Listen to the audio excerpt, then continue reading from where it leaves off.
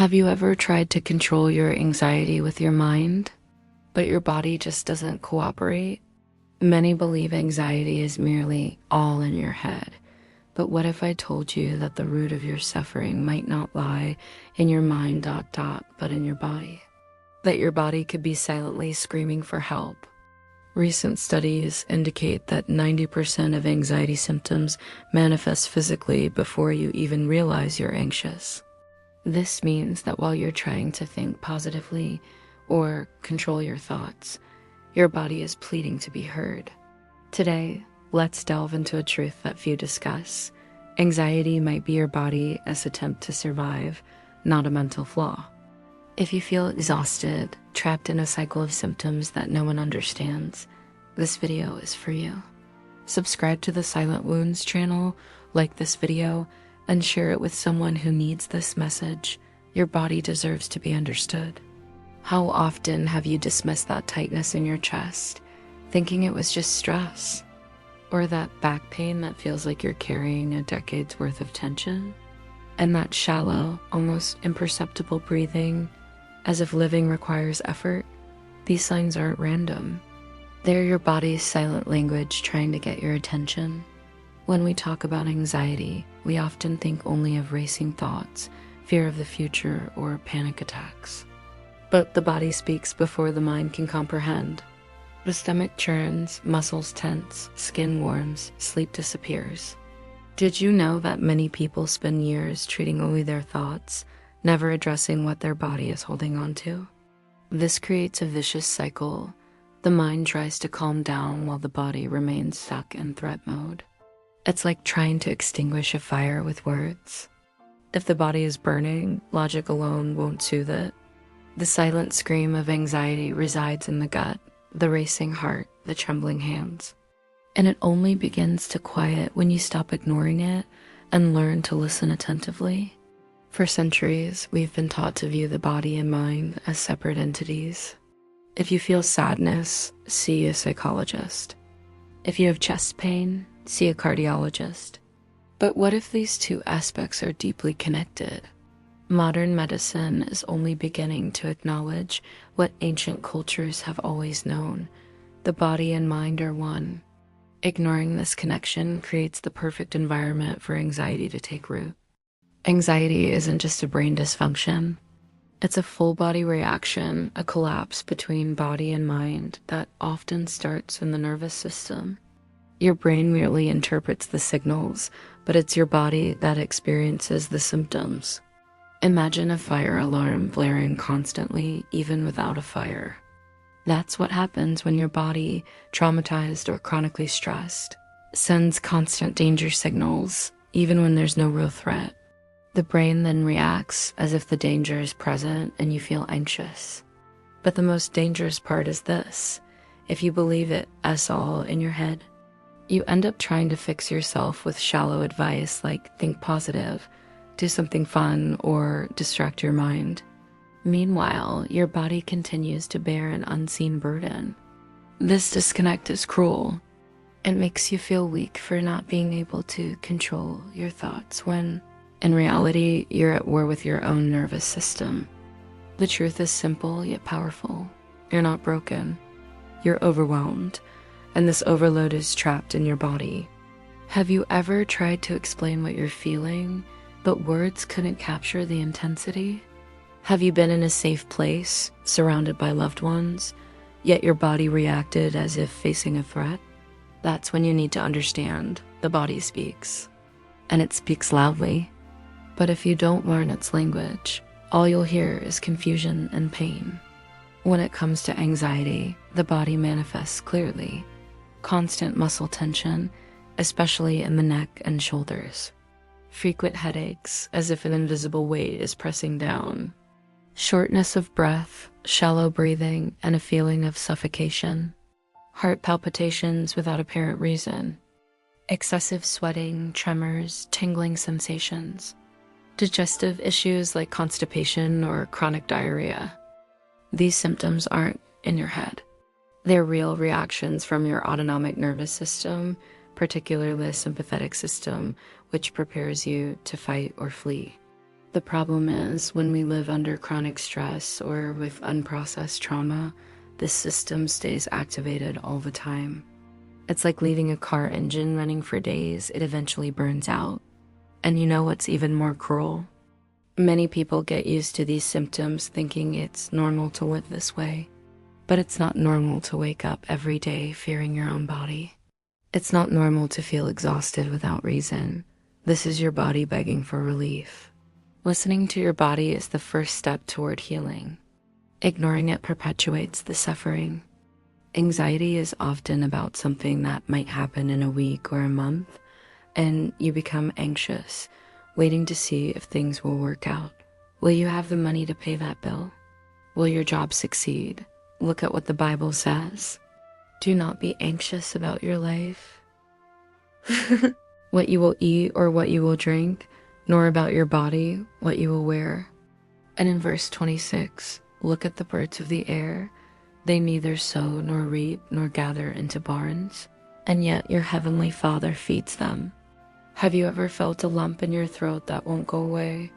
A tightness in your chest that paralyzes you? Or a weight on your back as if you're carrying the world alone?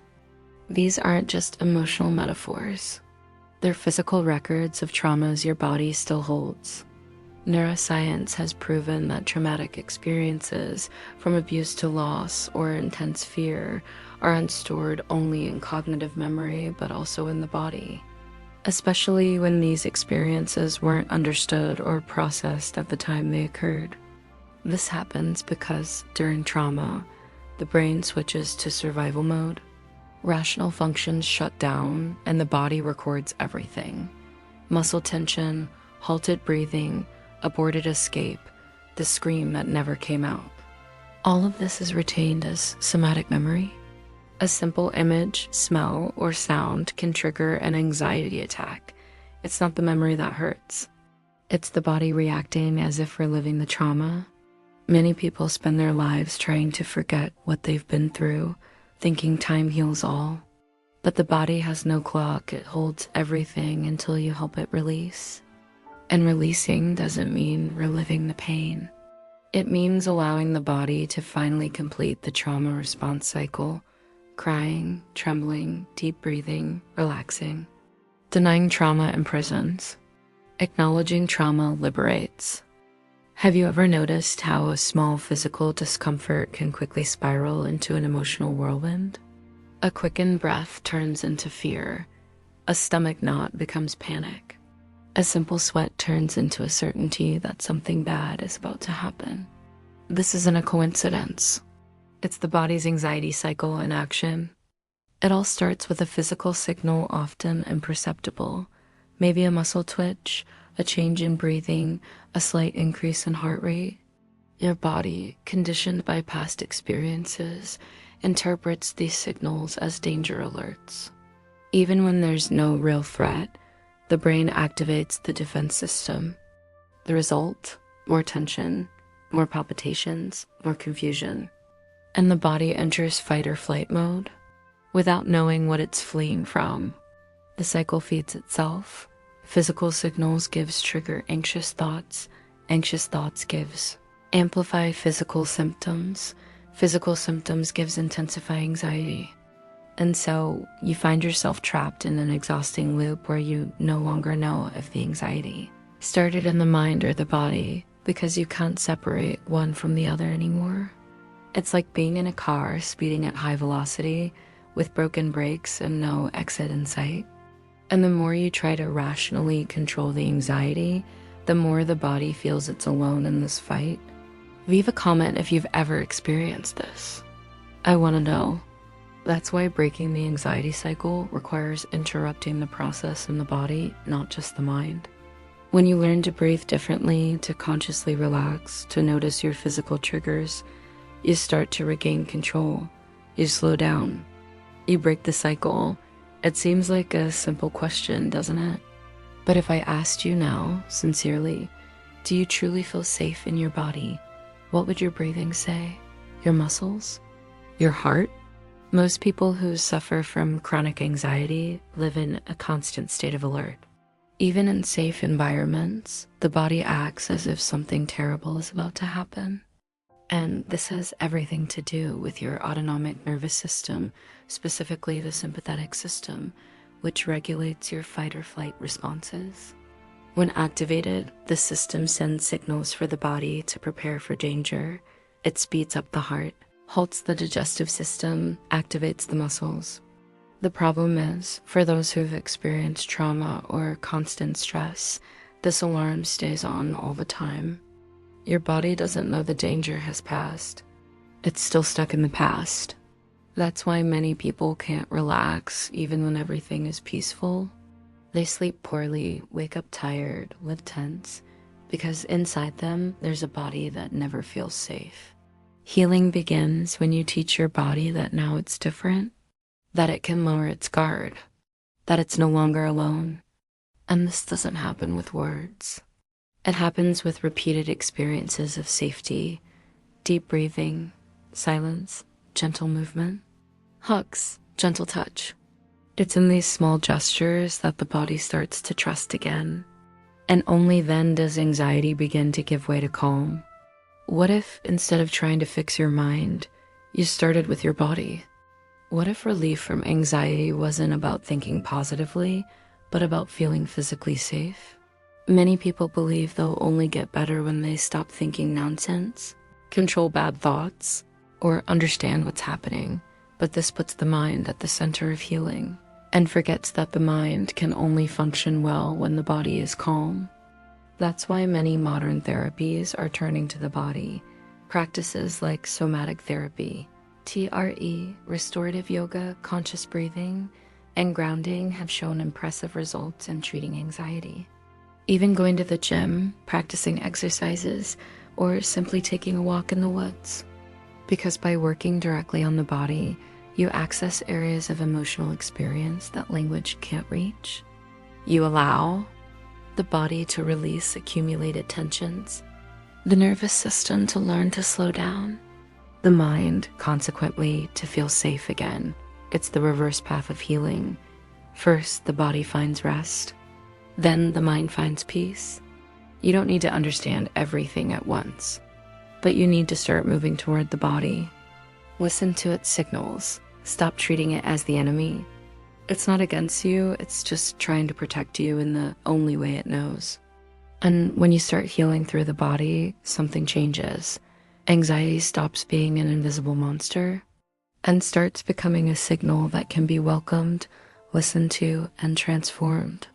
You don't need to wait for a crisis to take care of yourself. Your body is giving you signs every day.